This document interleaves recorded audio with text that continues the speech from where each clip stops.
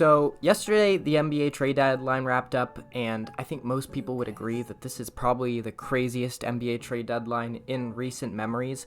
On deadline day, there weren't that many moves, but in the days and hours leading up to it, shit was just going crazy. Most of the teams in the NBA were dropping bombs on us left and right. Shams had to do God's work to make all this coverage happen, and honestly, it was just a crazy week of NBA coverage. And we got to talk about the trade deadline and the winners and losers in this video. If you guys like this video, make sure to like and subscribe. We're trying to hit 1,000 subscribers by sometime in June, and every like, every subscription really counts a lot. A lot of you are probably wondering why I haven't done any coverage on the Luka Doncic trade.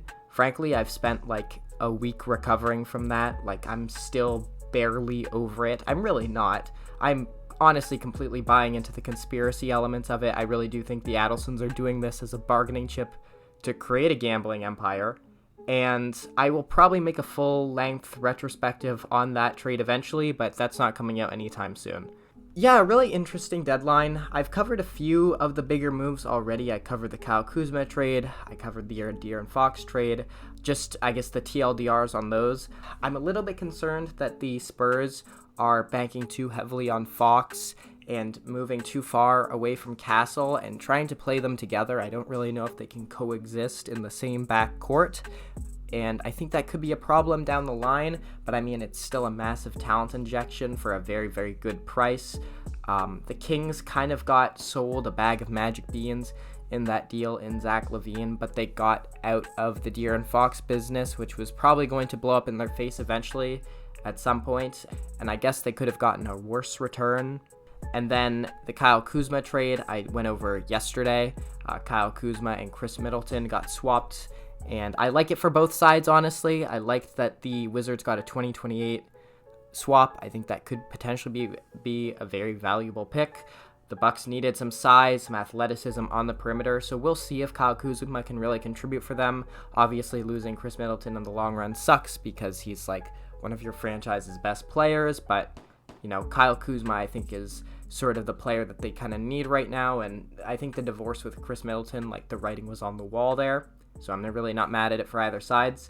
And then, holy shit, we have so much other stuff to talk about now, it's ridiculous. The Warriors, in the Jimmy Butler trade, they ended up winning the Jimmy Butler sweepstakes. Obviously, I don't think the Suns were ever going to be able to get some traction on that because Bradley Beal is he's just an unmovable contract. There was nothing that was really going to work there. The Warriors lost Andrew Wiggins. They lost quite a few role players. Like, I think they traded 4 or 5 guys, which they didn't trade, elite players. Like, Wiggins is obviously pretty damn good, but like, they did trade a significant amount of their rotation to make this happen. So we'll see if they're a threat in the playoffs. I do think that their ceiling now is to maybe win a round if this is a really, really good fit, if it galvanizes Steph, if it sort of makes the roles for their young guys a little bit more clear. I think it's interesting in those ways, but I don't necessarily think it's an A++. Jimmy Butler is an older star. He's not necessarily the best fit with Steph, although maybe I could be wrong about that. I guess we'll have to see how it works. They like to run a lot of motion-heavy offense. They like three-point shooting. Jimmy Butler, he can function in a motion offense, but he's not a great three-point shooter. I think just with his joy back in basketball, though, he will be improved for them, and I do think it will benefit them in the long run. A lot of teams ended up getting in on this deal. The Jazz got in on this one, the Pistons, the Raptors. Most of those other teams got like tertiary, just sort of, contracts to make the trade work in a couple seconds to like compensate. The big winner, though, would be the Heat. I think they got a decent amount of Heat culture guys. They ended up getting Davion Mitchell as a part of this trade. They got a pick. They got the Warriors pick in this year's draft, which I think should favor them now that we can assume that the Warriors will make the playoffs. They got Kyle Anderson, another Heat culture guy. I don't know if I said Davion Mitchell was a Heat culture guy, but he is definitely a part of that. Andrew Wiggins, I think, could definitely be revitalized in his role there. Honestly, I actually like this return for him. Andrew Wiggins should, at some point, if they intend to move on from him like next year, represent a first-round pick. They're going to get a pick in this year's draft for an expiring older Jimmy Butler who was not going to play for them. I think it's a pretty decent return, and I think the Heat are just glad to wash their hands of the whole situation. The other teams don't really matter here, mostly just contracts and seconds, but it's nice that, some shitty teams did get some picks. The Clippers are an interesting one. They got Bogdan Bogdanovic from the Hawks. Now, Bogey is having a disastrous season, but if he can get back to even 95% of what he was in seasons prior, then they got him for a pretty good price. Terrence Mann has basically not been in the rotation this year for the Clippers, although he is a good player. I mean, I'm not really that upset about losing him if I'm getting someone who is just objectively better and brings skills to the table that I think they were lacking. The Clippers already have an incredible defense. I think they just need a little bit more shot creation and three-point shooting around their core guys, and Bogey can definitely bring those things. They also got some picks to compensate, so that's really interesting. Honestly, I think a pretty good deal for the Clippers. The Hawks just had a very interesting deadline day overall. They lost DeAndre Hunter to the Cavs. They got back Karis LeVert and the minivan. Okay. They got back some draft compensation as well. So I'm not necessarily mad at the deals they made. I think Hunter was he's become a much different player this year for the Hawks. He's basically stopped being like a 3-and-D wing and has just become like a 3-level scoring wing, or like a slashing and shooting wing for the most part, and has sort of moved away from the defense. I think he's going to play a much more regular role in Cleveland. It's sort of like how Jeremy Grant went from like a scorer to a defender to a scorer again, as he sort of like moved around from like competitive team to shitty team to competitive team again. And I think that's kind of a player that Cleveland could use, just a more consistent option on the wings, like a better Dean Wade, pretty much like a much better Dean Wade, a much better Isaac Okoro. He's just their best wing option now, and so I'm not really mad at it for the Cavs. It does put them over the second apron, which means that now is kind of the time to go and like actually really contend this year. So it's very, very important that they at least make the conference finals, I think, because otherwise this is going to be looked at as a big disappointment. And when that bill comes for Evan Mobley's contract, it's going to be really hard to swallow that, knowing that this team still hasn't made a conference finals with this core. So hopefully this vaults them into guaranteed contention. But I mean, I like the move for both sides, honestly. I think the Hawks, as long as they keep collecting assets, I mean, they can eventually, I think, cash in. I would honestly say that in the next 2 years, we could see the Hawks, with the assets they've collected, cash in on the Giannis sweepstakes. That might be a very interesting move in a couple years. More likely than not, they're just sort of collecting assets to sort of build a new regime around Trey, which I think is honestly the right move. So I'm not really mad at any of the moves they made, but it's just, a weird deadline. It doesn't really seem to be clear what their rotation's going to be, who are going to be the main faces of this team going forward aside from Trey. There were a couple competitive teams that really didn't do much. The Celtics and the Thunder, these were not teams that really, I think, needed to do anything. Same goes for like the Rockets. They're a younger team. They really didn't need to make any moves immediately. Although out of all the teams that have been really competitive this season, I would have liked to see the Denver Nuggets, who are now the 3rd seed in the Western Conference, add a piece. They have a bunch of these young guys on the bench, and I understand that Calvin Booth wants Mike Malone to play these young guys, but like at the end of the day, you have Jokic, and I don't understand why Calvin Booth is digging his heels in so much on these young guys when they could have cashed in a Hunter Tyson, a Jalen Pickett, even a Peyton Watson for a player that can really push them into that contenders tier in this year's Western Conference, because it seems like none of these teams at the top of the West or even in the East really fear OKC. I don't know if anyone should necessarily fear Cleveland or fear Boston this year like you should have last year. So I still think that the time is now for the Denver Nuggets to strike, and I'm honestly very disappointed that they didn't make a move, especially considering how thin their bench is. Like, they basically run an 8-man rotation like every game, maybe 9, maybe 10, depending on if some of those, mediocre young guys get in the rotation. The Raptors made probably the most interesting move of the entire deadline, the most surprising, the most confusing, the one that I think people are going to be the most divided on. I don't necessarily think that adding Brandon Ingram means that they're making the playoffs this year.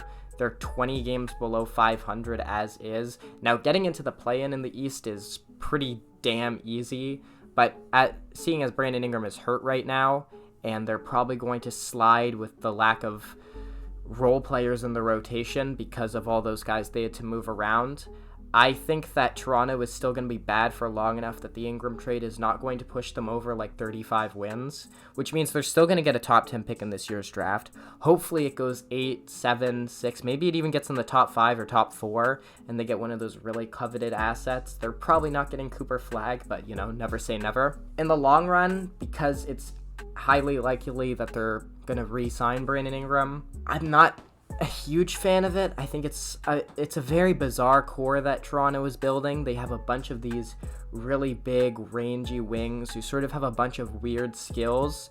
It's a very unconventional team they're building. They don't have a superstar point guard. They don't have a superstar center. They just have a bunch of like really, really good wings and like a pretty good point guard and a pretty all right center.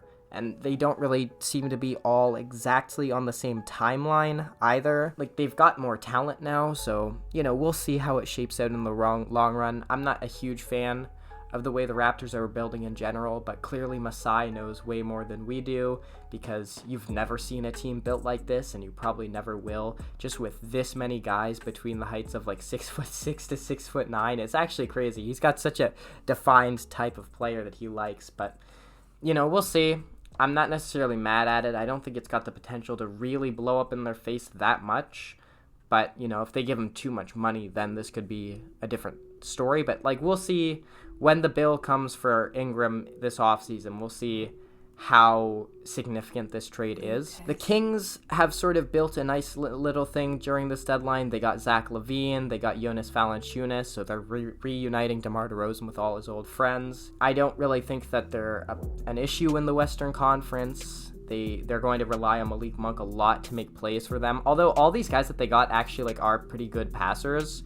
So I think the Kings could be sneaky at the end of the West. They've sort of cleaned out all the stuff that wasn't really working. Kevin Huerter wasn't really playing very well for them, at least. Colby Jones was a young guy that just wasn't really getting minutes. So I guess it'll be interesting. I'm not a huge fan of this Kings rotation, but honestly, all things considered, I think they had a pretty okay deadline. The Wizards cleaned house of some of their young assets. Johnny Davis and Marvin Bagley are gone. And actually, one of the most interesting trades of the deadline as well was this Marcus Smart salary dump. The Grizzlies got off Marcus Smart and lost a pick to send him to the Wizards. They only ended up getting back 2 seconds in the steal. They lost Jake LaRavia. They took on Marvin Bagley and Johnny Davis, who, again, very unlikely that they're going to contribute in any way.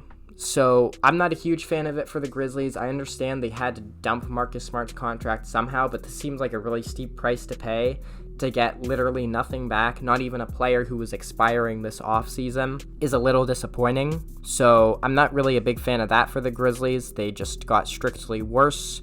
And I think heading into this playoffs, it would have been nice if they had maybe doubled down a little bit, maybe try to add one more piece. Obviously, they've been a team that's rumored in Jimmy Butler trades. They've been a team that's rumored in, the Kevin Durant sweepstakes as well. And I guess that can kind of transition us back to the Suns.